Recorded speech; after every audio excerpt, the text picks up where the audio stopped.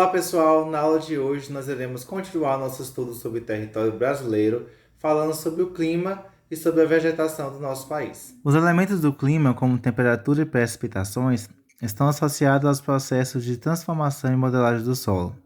Além disso, também estão fortemente relacionados a tipos de vegetação, hidrografia e agricultura e, consequentemente, exercem influência sobre o cotidiano das pessoas. No Brasil, país localizado na zona tropical, predominam climas quentes e úmidos devido à maior parte do território brasileiro se situar em áreas de baixas latitudes. O clima equatorial predomina em áreas próximas à linha do Equador. No Brasil, ocorre em toda a região norte e em parte da região centro-oeste.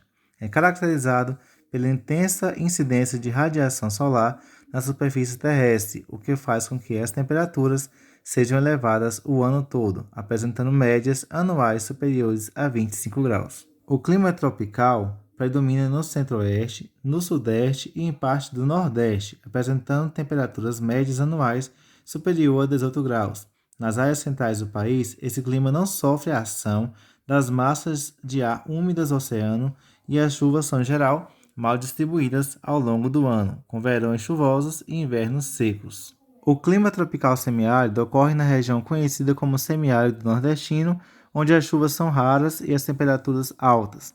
Esse clima apresenta períodos prolongados de seca e a falta de água dificulta a prática agrícola e a criação de animais para a subsistência. O clima tropical litorâneo é marcado pelas altas temperaturas e pela influência de massas de ar úmidas do Atlântico, que ocorrem nas áreas costeiras do litoral brasileiro, no território brasileiro. O clima tropical de altitude é um clima característico de altitudes superiores a 800 metros e ocorre nas áreas serranas do Sudeste, principalmente na Serra da Mantiqueira.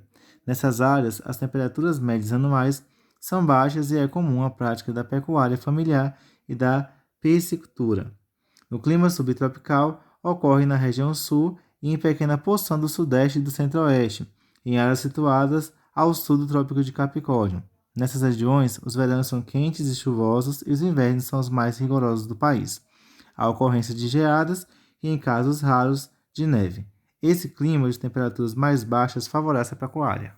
Agora nós vamos falar sobre a vegetação. O Brasil apresenta extensas formações vegetais que abrigam grandes diversidades de espécies. Os principais tipos de vegetação do país podem ser observados nesse mapa. A floresta amazônica é densa e apresenta, em geral, árvores de grande porte e variações, como florestas fluviais alagadas, também chamadas de matas de inundação, e as campinas.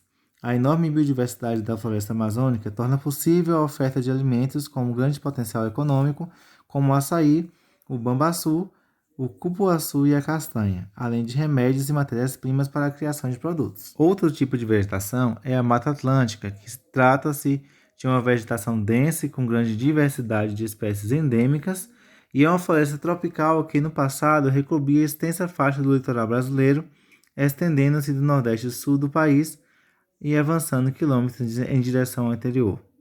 Pelo fato de ocorrer em áreas litorâneas, que concentram cerca de 70% da população, a Mata Atlântica foi quase totalmente devastada, dando lugar à agricultura e à expansão urbana. A Mata dos Pinhais é uma floresta subtropical localizada nos estados do Paraná, Rio Grande do Sul e Santa Catarina, e é uma mata que foi devastada ao longo dos anos, principalmente em virtude da exploração de madeira, restando apenas cerca de 3% de sua área original.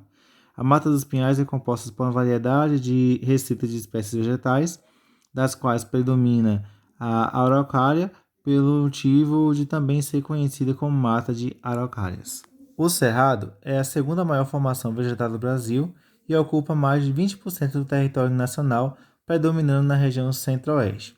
Daí se estende de forma contínua para os estados das regiões Nordeste e Sudeste, atingindo a pequena área da região Sul e apresentando algumas manchas menores de espécies da Amazônia.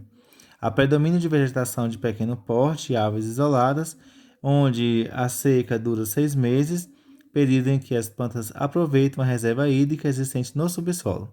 Dependendo do seu sistema de raízes, secam ou mantêm-se verdejantes. A caatinga ocorre na zona semiárida mais populosa do planeta e ocupa parte da região Nordeste, e as plantas dessa vegetação são adaptadas às faltas de chuva, como os cactos, e muitas não apresentam folhas durante longos períodos. Acredita-se que muitas espécies endêmicas com potencial econômico ainda sejam pouco conhecidas. Os campos são a vegetação caracterizada pela predominância de gramíneas. No Brasil é encontrada principalmente no estado do Rio Grande do Sul. Essa formação vegetal, que engloba mais de 150 mil km² de pastagens naturais, é bastante utilizada para a alimentação do gado bovino na pecuária extensiva. O Complexo do Pantanal é localizado na região centro-oeste do Brasil, entre os estados de Mato Grosso e Mato Grosso do Sul, estendendo-se também aos países da Bolívia e do Paraguai. E esse tipo de vegetação apresenta formações diversas e por isso é chamado de complexo. O Pantanal apresenta áreas que ficam alagadas durante a época das cheias, quando os rios transbordam.